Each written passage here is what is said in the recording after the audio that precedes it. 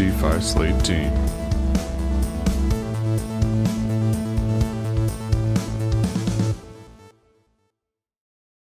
What's up, y'all? Real quick, if you like the DeFi Slate content on Twitter and YouTube and Substack, please give us a like and a subscribe on this video on YouTube. Join our channel, join the community. We'd really appreciate it. We're pumping this stuff out for y'all as much as we can, and we really enjoy the support and the community that we've built. Thank you very much and enjoy.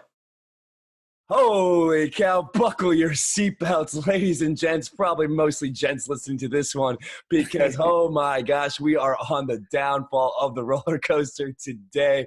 Robbie's face is already red as hell because we are down and out, but feeling better than ever. We got today the CEO of Aave, Stani, here with me and Rob. I believe Rob is in a classroom like a total scholar. I'm here in my basement with my hoodie on and my toque. It's cold, but the markets are hot. The DeFi is hotter than ever.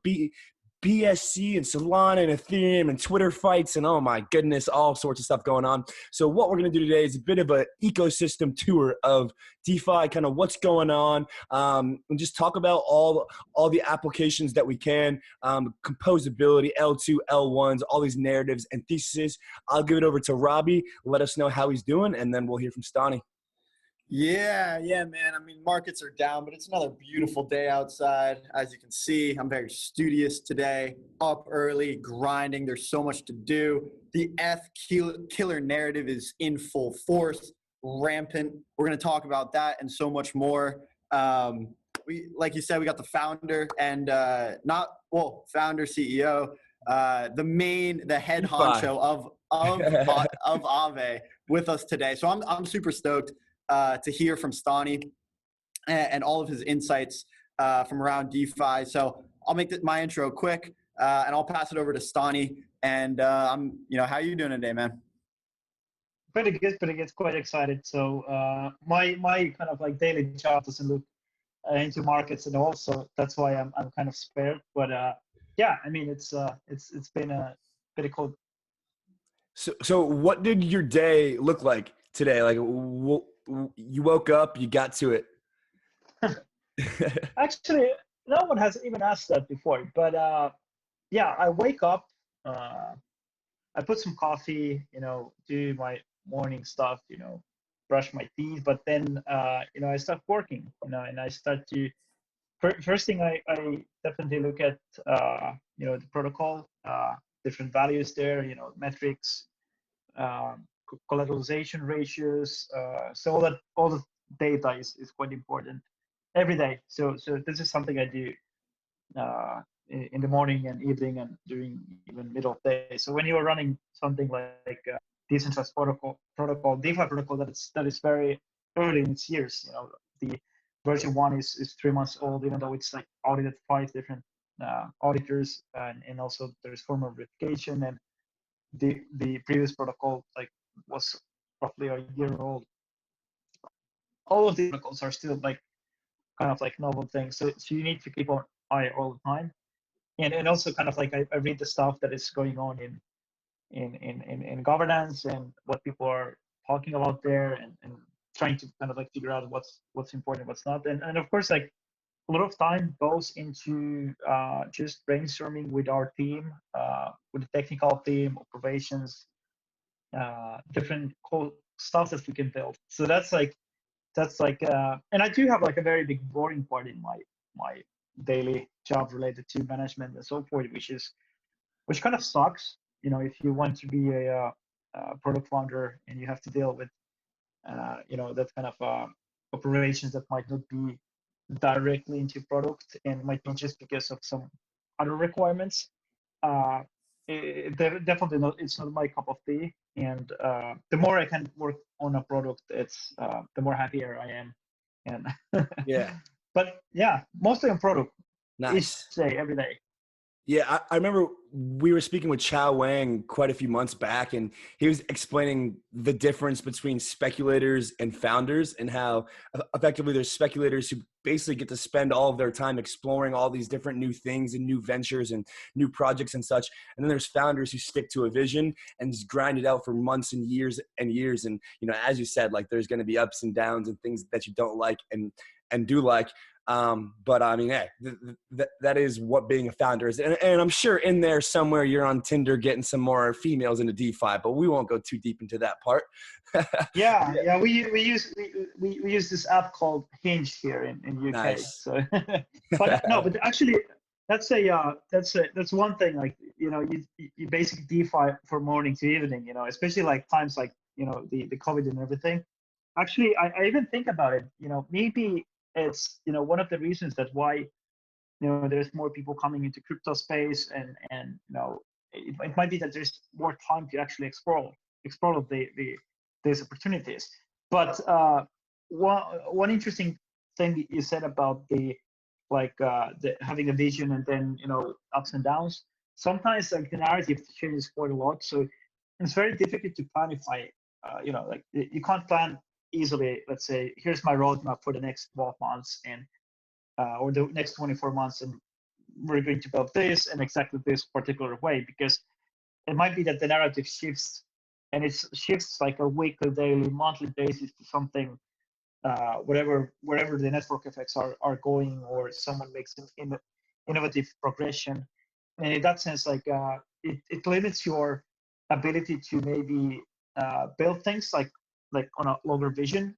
But I would say, like, you always have the vision, but you will need to adjust as you go. You know, you might want to, you know, empower people, get more people involved into a transparent markets like Aave, and, you know, have global savings accounts, what we're doing with the A tokens, you know, by holding them, and like, you have these objectives. But then again, like what you do, product features and so forth, you might have to you know, align a bit, or you might even have to create a new product because you need to fill a gap in the market as well. So you need to have this flexibility all the time.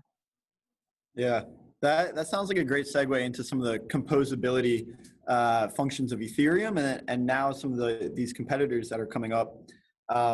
Because you mentioned, you know, Aave in particular, but just generally around DeFi, these products have to adjust as the network effects and the narratives change, and that might affect your product. It might make you build a completely new product.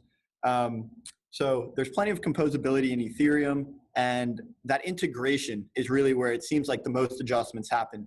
You know, taking new forms of collateral and offering yield on top of those. What are some of the narratives that you see right now that are the most impactful to the existing projects, and any adjustments that you kind of see on the horizon at a mass scale? Yeah, I think like quite a lot of like the narrative is focusing now on getting liquidity into DeFi. So I don't blame, because, you know, it's a good thing. Like the space needs liquidity. You know, currently, like if you deposit to Aave, you basically get like above 10% APY, which is incredible compared to what you would get in the USD deposit account in traditional finance.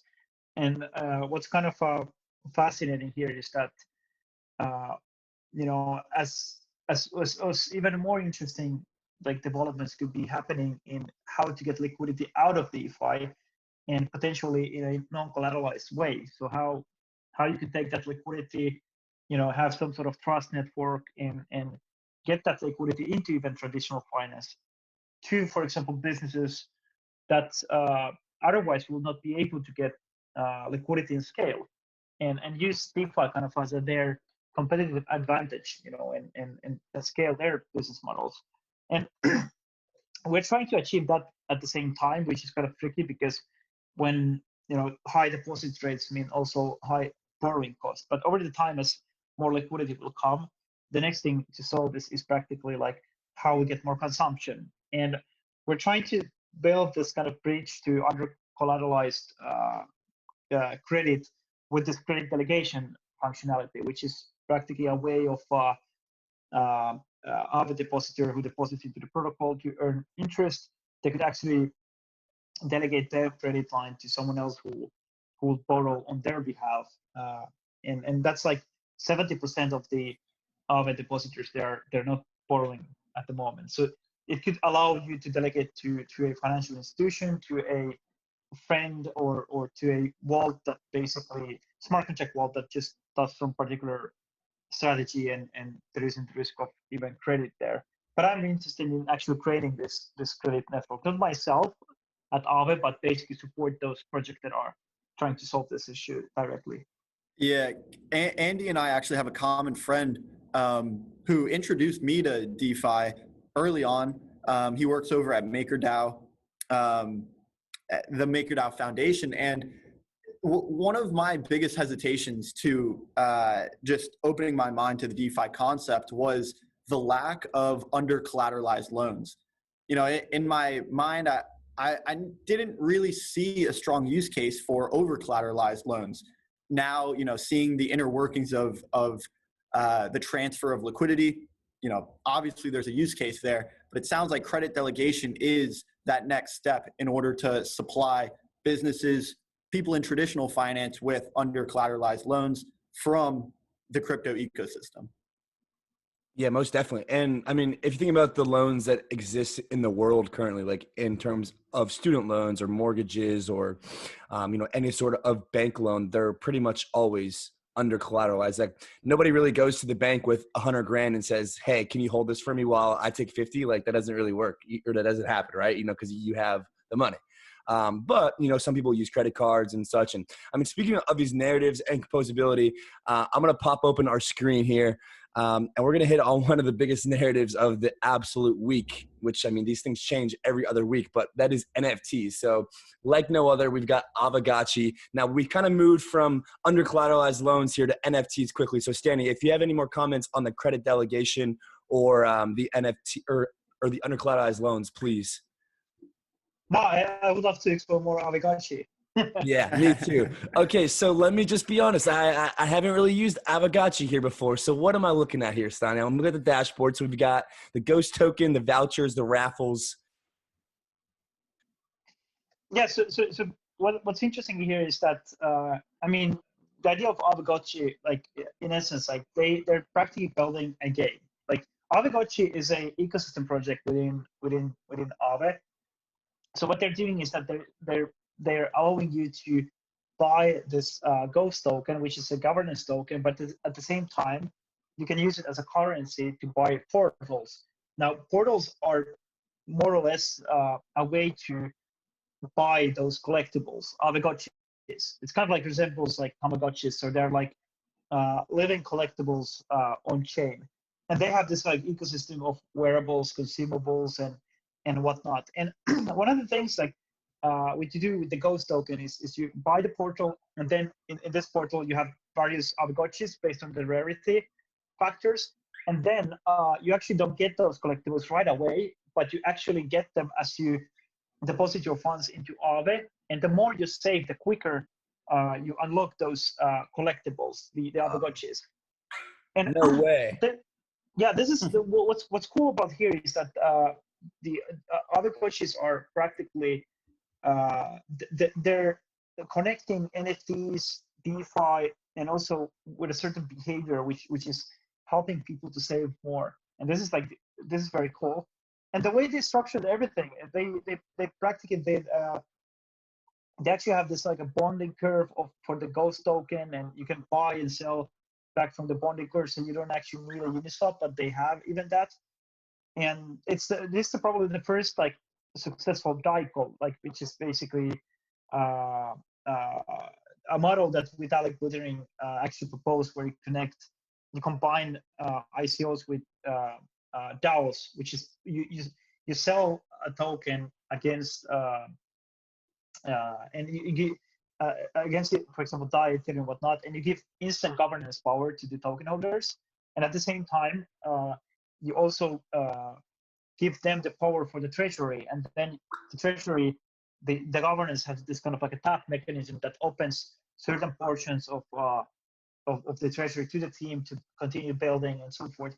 So like actually like this like DICO model, I'm talking a lot about it because it actually is one of the least utilized ways to create communities, and govern the communities and govern the treasuries, and that's actually a real fair launch, because here you can allocate some of the some of the governance power to the founding team, or not even have anything, but you give direct governance to the community and governance over the treasury, which is amazing, and people should do more. But in terms of like the collectibles, this is pretty cool stuff. What's happening here? Real quick, what you're saying about Aave shows basically the thought process behind creating a real value proposition to Ghost holders, to Aave users, and to all the community members alike. You know, and that gets us into these collectibles. Like, you know, what value does these collectibles have? Like, you know, where does it come from? Like, if we just pop over to OpenSea, right? You know, like whose job is it to be able to come on here and explain to us, or you know, price these out for us, right? Like what are these really worth? You know, I'm curious to kind of see how you tie that in with Aave and just like kind of the NFT art craze itself. Yeah, I mean, as it goes with NFTs, you basically own the metadata, right? So you that's the ownership there that represents something. So it could be the same thing as you will look at a piece of art, or let's say a skin in Fortnite. So Fortnite is a good example, because in Fortnite, you know, when you play the game, if Fortnite closes someday, if you buy skins and Fortnite decides to close down, you know, you lose your skin, you lose all the value that you actually purchased them. And skins might cost something, you know, they aren't free always, and in most of the cases, you know. And with the NFTs ecosystem, what you can actually do is that you can take, you know, that ownership and give it to the ones who are actually paying for that. So that's a big thing that you can actually achieve. And this is possible because of the NFT ecosystem. And you can also port your skins. So imagine imagine that you buy skins on Fortnite and could actually go to another game that doesn't have any relation to Fortnite, but some developer just create a awesome game there, you know, and you can bring communities closer together. So that's pretty cool thing. Yeah. Yeah, that's a super cool analogy. I can't say that I play too much Fortnite or like the common multiplayer games, but the concept that you're able to essentially virtualize your character, you know, bring your uniqueness into a virtual character, and then composability between those games, right? Like you know, there could be a Andy or Stani character in Fortnite, and you know, you might be decked out with some outfit and a crazy hat and a cape or something, and those skins could translate to some other game that runs on, you know, maybe the same blockchain. So I like the essence of composability that we're already seeing between liquidity protocols, and how that can transfer to games and composability of unique characters. Yeah. And I mean, it's obvious, Exactly.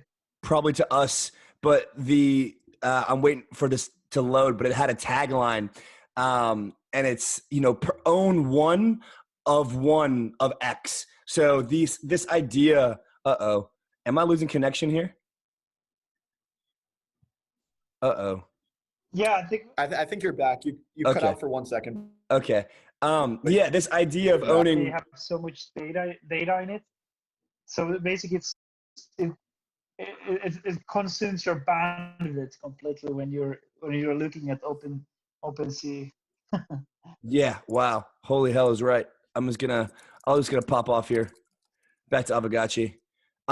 Yeah, no, but that concept of the digital scarcity being real in the world is, I mean, that's huge. That's kind of why Bitcoin is, that's like one of the huge narratives of Bitcoin is this idea of 21 million. You know, and similar to this NFTs, this ability to have one of X, you know, even if it's literally a black screen, but if there's only one of them in the world, you know, there might be somebody out there in sort of a sense of a greater fool's theory that is willing to also own that one of one and purchase from you. So, I mean, I guess like the last thing on NFTs, Robbie, unless you have more, is Stani, my question is do you think there's some serious merit here to be had, or do you think we're seeing a bit more of just kind of like the greater fool theory? Can you repeat that? Yeah. Do you think that we are seeing some serious and actual value and merit being created when it comes to NFTs, or is it just kind of Yeah. a series of the greater fool theory playing out? Well, the thing is that NFT can represent anything. That's the thing. Anything fun, like non-fungible. So let me ask this way: if ERC20, which is fungible token, which is FT, not NFT. So if FT can actually represent a value of $1 that is somewhere in a bank account, uh, why wouldn't, let's say, an NFT represent some other real world value? And why wouldn't it, if it can represent value from the real world, why wouldn't it could be representing value that is in digital form? You know, so that's the thing. Kind of like if you look at even like I think like what's interesting about NFTs now is that it's empowering the creator community. So like the early adopters now that are actually uh, in very highlighted at the moment in NFT space is definitely like the creators, which is practically the crypto artists, and which is amazing because finally they can be empowered and incentivized. And secondly, it's a way to onboard into the Ethereum ecosystem without actually having fiat. The same is Gitcoin, what they're doing. So kind of like my question here is that like if it's possible, why not? And also like if you think about something like we value some artists that are playing song, we value songs, we value art. Like there's art that costs millions of dollars and it has a basically value, and quite quickly the value comes very quickly when people are you see that someone else is like attracted to it. This is crazy. I don't know how much you guys are bidding on let's say on OpenSea or whatnot, and I'm one of those guys when I see something and what I like, I open an auction, so let's say the auction starts and I bid. And at the end of the day, I'm always losing all of the bids because like all of the auctions because like I get busy on doing something else. And I might do 3 rounds of bidding or 4, and then I don't have any more time to bid. And I noticed that when someone comes and shows that attraction, like then you have this circle of like more people get interested and there's something there. It's very social, it's how we humans Yeah. are. And if you like something other people like, if your friend likes, you have this FOMO thing, and it goes the same thing in anything we do, even like actual like normal financial instruments. It's all because other people are valuing it, you're valuing it, and someone kickstarts the whole Yeah. process. I thought a lot about making sure that the girls know that I have a digital art collection. I've thought deeply about that. Hey, ladies, check out my digital art. I'm just kidding. But yeah, no, I mean, I like it. I mean, it's that concept of the collectibles and just kind of what is what is the value that is created? Well, it's what the people assign to it. It's what people agree upon. It's what we can collectively agree. And I think out of everything, the idea that Gary Vee is tweeting about NFTs, I mean, just like the popularity for Ethereum as a whole is just blossoming. Yeah, Rob, let's wrap it up on the NFTs. Any closing thoughts? I think Stani summed it up really accurately. Like, we talked about how these NFTs could translate to skins and you can use them in some use cases. That might give these NFTs some merit, but the valuations we're seeing, there's clearly more to it than just the use case that's available right now. And I think Stani summed it up really well that, at the end of the day, it's someone else stimulating that value for you. And I guess that's the greater fool theory in a nutshell, right? Someone gives that asset value, and it not only makes it valuable to the rest of the community, it's more of a perceived value where, oh, Stani, he really knows what he's talking about when it comes to DeFi and crypto. That must mean that this is worth something. Same thing with Gary Vee. He really knows what he's doing in marketing and digital sales. There's got to be some merit to this. So yeah, if that's a greater fool's theory, So be it. application, or just Wait, you cut out I there was just saying, for just a second, but yeah. yeah, it seems like that is the case where there's some sort of perceived value that is continuing to rise based on the value that really is stimulated from the limited use cases. Yeah. Yeah, what's interesting here is like, I definitely agree. Like, let's say bidding on something and having some sort of expertise will definitely have a some sort of like a interest there. And I'm usually bidding from a kind of like an account where it's can't say that it's me. There is no association. And kind of trying to do it as private manner as possible. And still, still with even like having a wallet address with just few ETH there, and being able to bid things, and people like some of the stuff that I bid has been there for a long period of time. Let's say in somewhere like in a minting platform, that there are many of these, and just like when you kickstart something, it just starts to go. So yeah, I totally agree. Like there's always like value. People value each other, and I also kind of like want to follow. Sometimes you just the reason why I'm bidding is because I like something. There's some sort of message that makes me like excited, and that's why I'm doing that. And it's I don't think I will stop it. I will be bidding quite long, and I think it's just. I mean, I bought like CryptoPunks.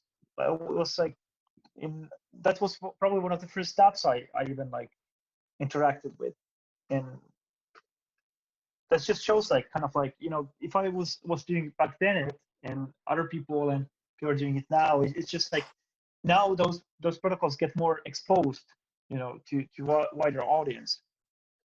So yeah. Yeah, the CryptoPunk growth was crazy. That's kind of funny that was one of the first ones that you've interacted with. I just remember the crypto kitties clogging up the Ethereum chain. That was, I think we were speaking on that earlier.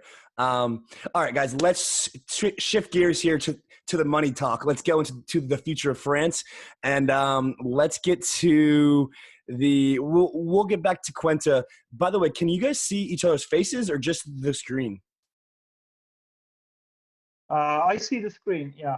Okay, cool. All right, so the first concept that I want to talk about, Stani, and then Rob, it's all you to take over after this one, is on a broad scale, SushiSwap versus Uniswap. What the heck has happened from your kind of view as a founder in the ecosystem? Obviously, engaging with both, using, I'm sure, both every day or every week, right? Having Sushi now as collateral on Aave. Obviously, Uni's been there a while, right? Using both, seeing the liquidity grow, seeing onsen, just all these things happening.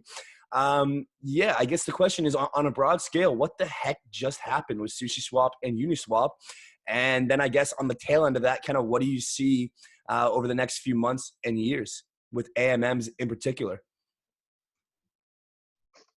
Yeah, I mean, the challenge for Uniswap was that their philosophy was pretty much on building building products in a way that they have a company behind. Maybe there's some way to get fees later. I don't know what was their concrete plan besides the idea of adding fees later. But clearly, what's interesting in DeFi is that actually, communities are stronger where they have something in common. Besides using the products, being stakeholder, like community governor, stakeholder, that element was missing in Uniswap. And Uniswap always been a kind of a project where, especially like during 2018, 19, very not favorable for tokens. And SushiSwap basically forked Uniswap and added a token and was able to bring community together. And that definitely changed the narrative quite substantially, and that just showed and forced actually Uniswap to do a token. I'm not sure if they had a plan to do that, but they didn't have any other choice. I mean, otherwise, like the network effect would have been working against them. But I think what happened is very good. Now you have two good protocols with community governance. What else could you want? You basically didn't get just one thing. You got like two things, and also like you could argue that SushiSwap copied the code and forked, and there's nothing new to that. I totally agree in that respect, because it was kind of like a fork. But what's more important is like how things evolve from now, like how Uniswap will evolve their protocol, how SushiSwap will evolve their protocol, and how the communities will look. That will be fascinating. Yeah. Yeah.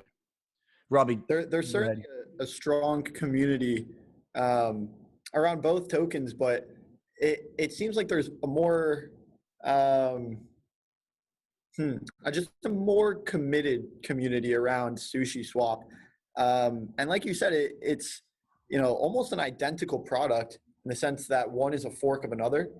But I haven't used SushiSwap too much, and the only reason I say that the community seems a little bit more committed is because they really rally around the governance proposals. And I think when SBF took over SushiSwap and really kind of revitalized the whole project, it added a sense of like power, and that there are opportunities for other AMMs to compete with Uniswap and siphon off some of their volume. So, I don't really know if there's ever going to be a winner of like an AMM that wins out, because they're each, really good and beneficial for the ecosystem in their own regard. Uniswap was a little bit behind the pace when it comes to implementing governance. So I think that's going to serve SushiSwap pretty well, in the sense that they have a committed team behind SBF, the team at FTX, and the community and their governance platform is just, it's been there from the start. Whereas Uniswap started off centralized and then had to decentralize over time with their Uni token. Right. Yeah. Also, I mean, I would object slightly on the governance. Honestly, just like I think governance is important. I mean, it's a clear defined winner in this scenario. You're totally right, because Uniswap basically has never reached quorum on their governance, which might be by design. That very well could be by design. We'll never know until we have quorum. And Sushi does, but like I think the main thing that kind of hits me is just onsen and this kind of ability to have constant rewards, right? Like if you think about the way the system's set up, it's like we've got simps and we've got like simps. So we've got one group of simps, which is like, and bear with me here, we've got the people that are, the speculators, the DeFi users, the DeFi degens, right? What are they after? They're after the highest yield, right? They're after getting money, getting sushi tokens, getting farms, getting yield, making money. And then you've kind of got the other group of simps, which is the sushi swaps and the uniswaps and no offense, but the Aaves and the Badgers and the D-hedges, right? And kind of what are these protocols after? Because what did Stani say is like the biggest narrative? Liquidity, right? So you've got these two groups of parties that, each one has to satisfy each one to attract each other. And so I think I would have to agree with you in a sense that sushi has done that from a community sense, but the only objection that I have was I think it's probably because of the emissions in onsen and in their permanent farms, and kind of less so on the governance. However, obviously the governance of Uni is what's kept it from having any more emissions. But to each and their own. Yeah, I mean that's kind of my broad-based view.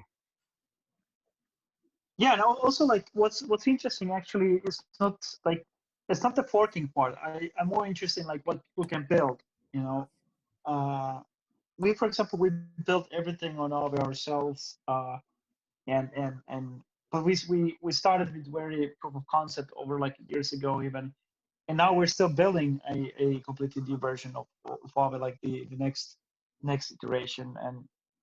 And kind of what's interesting is like how you can build, because end of the day, like the liquidity goes where actually the innovation is, and where the efficiency is, and the brand is at the same time. And to get there, you have to have a good team and constant innovation, because there's no competitive modes in DeFi. You pretty much you need to innovate all the time. It's endless, and things are moving super fast, and it just gets even crazier and crazier over time, until we have enough talent there that we can handle this amount of innovation cycles and have more people in every team. I mean, if you look at Linux, there's 2,500 developers on each Linux release, and we don't have that many in DeFi, like we need to have, and this is where we are aiming. Stani, how can we bring in more developers, whether they're fresh out of high school, fresh out of college, and kind of new to the ecosystem, or if they're in an existing ecosystem that isn't interacting with crypto, and bringing them across the border? Have you seen any narrative in particular that really is appealing to developers and the people that can actually affect change on this ecosystem? I guess that's the question. Is there anything in particular, or something that you would push to the developer community at a large to bring more people into our family here? Yeah, I mean, I've been thinking this quite a lot, and one of the things I would say, like, we need more education. That's the thing. Like, educate people, like, not just like using things, but to build things. Better tooling, lower threshold, and we're doing very well. Like, I mean, we're getting more developers. Our challenge at Aave is that, like, we just don't have that much of like kind of like lower level stuff to do. Like, we're looking for more experienced developers, because end of the day, what we're building is storing like billions of billions of worth of value, and at some point maybe trillion. So you need to build like with very much diligence. But the cool thing is that we're going to that direction. Once we get the more beginners we have, the more we will have experienced folks later. So we're going to the right direction, but it's all about education and all about showing like what you could do. And this is why hackathons are good, and this is why people should just get more involved in the governance of various protocols and get grants, and that's how you get started. Yeah. Also, the biggest one of all, in my opinion, is the price. Like, the number go up meme is like a meme, but that brings people, that brings attention, and that's, I mean, we'll see.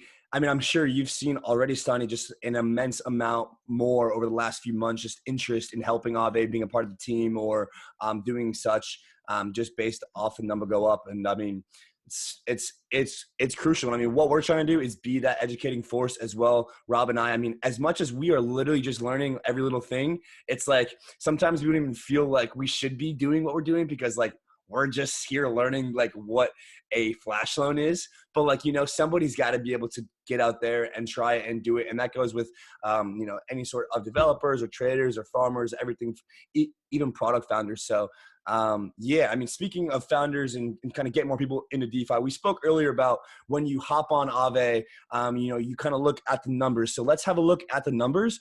And I kind of love to see what you kind of look at and think when you hop on. So I assume you come here and you kind of look at the market sizes and the rates and such. So just kind of walk us through what you think about as you're scrolling on Aave. Well, I see like crazy deposit rates. Yeah, at the moment. But yeah, interesting here is this, like, there's multiple markets at Aave. So now we of course like we have the version 2, but the interesting part is that in the future there will be like various markets that you could just select and partake into.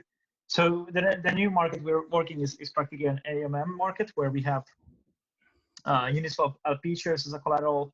We already did that for version 1 Uniswap shares like a year ago. But also you will have SushiSwap, Balancer, and Kuipers, like the dynamic market maker shares as a collateral. And what's going to be a cool thing, most likely, is that that market is not only governed by it's basically Aave market, but it's a another market, but it will be governed not just by the Aave token, but also those tokens such as Uni, Sushi, KNC, and BAL will have also a bit of governance voting power there as well, because their communities know as well they're kind of like you know their community assets. But interesting here is that this will be kind of like one of those rare moments where multiple protocols are participating together to govern something, and I think it's going to be very cool. It's very inclusive. It goes with the ethos of being friendly, being inclusive, and just like being more decentralized. And what's more decentralized than allowing other communities to participate in your product governance? That's amazing. Stani, before we started recording, we were talking about the lack of decentralization in Binance Smart Chain and some of the other L1s. Can you describe really why that's such a problem and how that could be a threat to the existing applications on Ethereum, or kind of the liquidity that is running across all these blockchains?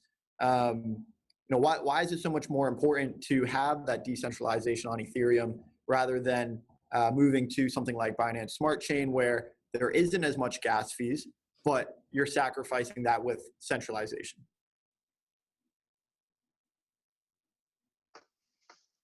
Yeah, I mean, the whole layer 2 is kind of interesting. Like a lot of people are betting on layer 2, right? And it makes sense because transacting on Ethereum is expensive at the moment. And I think we're just like, I mean, certain type of a transaction should go to layer 2. I definitely agree, or to some centralized environment. Maybe I would say a layer 2 because it's way better than, or sidechain, because you get a bit of decentralization there and community governance. Like if you look at the centralized exchanges, I don't think the issue is that they're centralized. The bigger issue is that they're governed by like legacy governance, which is like company or kind of like I don't know, some other bullshit. But end of the day, like something that actually like doesn't look into the users and what's the best benefit for them, and also kind of like what they're trying to achieve. And when you look at what's happening in Ethereum and also like DeFi protocols, like they have to work for whatever is best for the protocol in the ecosystem and the very end users and the stakeholders. Because like otherwise, if you don't go to that road and you give, let's say, even like they give attention to the minority, even like then there's always a risk that that protocol gets forked. Even like you can fork sidechains as well. Imagine there's some crazy stuff happening in sidechain. You could just fork the whole thing and create a new sidechain and start from zero. And not even from zero, you basically just continue a different kind of narrative. So that's the thing. And I believe like there's place for layer 2s, definitely. But we need to understand that the Ethereum network is like the security that you're using is end of the day that secures those transactions, like when you roll them up. And I think it's probably the way to go as well. But also I want to just kind of like cool down the layer 2 discussion, because people think that like lower transaction fees means like equally high security, which is not the case. Yeah, there's definitely the downfall, and plus also a little bit less composability if certain protocols are on different rollups or on different blockchains, or even on like if it's on different side chain, all that. But yeah, I mean, I I think at the end of the day, what you said is the security for Ethereum, as you noted, is just huge. I mean, there's no arguing that. I mean, there's backed by Chainlink, backed by Ethereum. You've got, obviously, tens of billions of dollars that are securing an ecosystem, and you can't see the same elsewhere on different chains. But also, I think that the idea of bringing on different chains, different L1s, I mean, in specific, is great. This wouldn't be DeFi if it was all on one chain. There wouldn't be any decentralization if it was decentralized one chain. If there's multiple chains, just ends up creating more options. And what's the whole point of crypto, in my opinion? It's having the option to go elsewhere with your money. And so, those chains, they kind of give you the option to be elsewhere as well. And that's super crucial. Speaking of kind of other chains and other protocols, I'm going to pull up DeFi Llama here and just kind of walk through some of these top protocols. And Stani or Rob, if y'all have a few words to say about any of these, would love to just kind of hear, just what you think. So let me just pull this up, and we'll go through some of the top DeFi protocols and run them through. All right, so wrapped Bitcoin. That's a huge one. Ren Bitcoin or wrapped Bitcoin, and why, Stani? Which do you prefer? Or do you have an answer? I don't have even like a preference. I hope it's like equally people use kind of somehow like distributed way. I guess wrapped Bitcoin has been for a good period of time. And there's sort of institutional players there as well backing it. But I don't have an opinion. In my opinion, like the more diverse the ecosystem is, the better. And the main thing is that the system is to be secure and sound. Yep. MakerDAO gets a lot of psyops on Twitter, but it's top 2 in TVL. Yeah, definitely. But I would even like not keep WBTC here because it's a wrapped asset. It's like, yeah, you can, otherwise like wrapped ETH will be probably higher, exactly. Right? Yeah, that's kind of a weird one. Then you got Aave. Aave's up here, number 3, baby. Number 2. I know that. Yeah, I know that project. Nice, cool, yeah. Oh, look at this! Right on your ass, Stani. Right on your ass. Compound, baby. No, I'm kidding. Yeah, I mean, this is fun. Like, practically, like most like these protocols that are in top, those are like I mean, definitely like they are kind of like the base layer protocols of DeFi, like that actually like many of other DeFi protocols are consuming or supplying liquidity to aggregators and so forth. And those are the most critical protocols in the same terms of security as well. So it's interesting. When well, I'm sure a lot of our previous friends and acquaintances have been contacting us with the recent price surge, but one of the most compelling narratives that I've heard from these quote unquote normies or no coiners is that they're upset with their bank for not earning interest on their money. To me, that is the most compelling and impactful narrative that DeFi provides. The openness and the ability to have almost more privacy around your money, that is compelling. But it seems like the interest is really where people are upset and they have a pain point in their existing solution. And that is what can bring, the masses, not talking about the subset of the masses in particular with developers, but just the masses in general over to DeFi. It's a sticking point. And I think if banks in particular aren't receptive to implementing some of the DeFi protocols that already exist, then it could be more of a takeover rather than a merger between DeFi and centralized finance. I like the sound of that. Well, we shall see. Yeah. It's real good. Looking at the TVL change here, it's really interesting to see like you can see the narratives of price with like the narratives of TVL, like Dodo, Pancake Swap, Phantom, right? All these coins have gone up exponentially over the past few months, I think, weeks. And it's interesting to see how the TVL lines up. But Yeah, this is a really good resource. I like this one more than DeFi Pulse. It seems to be a bit more accurate and just a little less biased. But $65 billion locked, guys. I'm gonna close the screen share there for this one. Stani, do you remember what the TVL was in DeFi when you started? Yeah, there wasn't DeFi Pulse. I mean, there was only one decentralized exchange. So when I started, like, there was actually discussion. It was after the DAO got exploded, and what happened is that there was one decentralized exchange called EtherDelta, and they had some silly orders. Like, people were actually thinking, why it isn't getting any love. There's actually that kind of thread. If you Google like EtherDelta, why is not getting any love? And there's like long discussion, and people are speculating why not, and no one is using still. You put a order there, it takes a week to get it filled.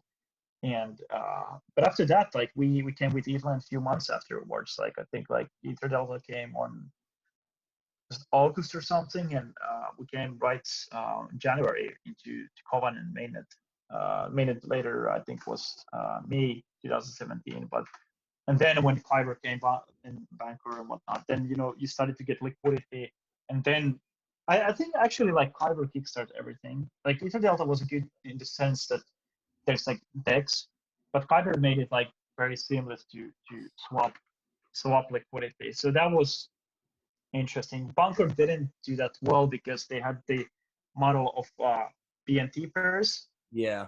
And they should, like, I love the idea but you need to do that differently. In the way that the BNT is hop token of all the transactions, then you have like big cheap BNT pool that everything is routed through. So it's actual pairing. Very fascinating. Like everything kickstarted. So it's been a very big growth, to be honest. To kind of build on that,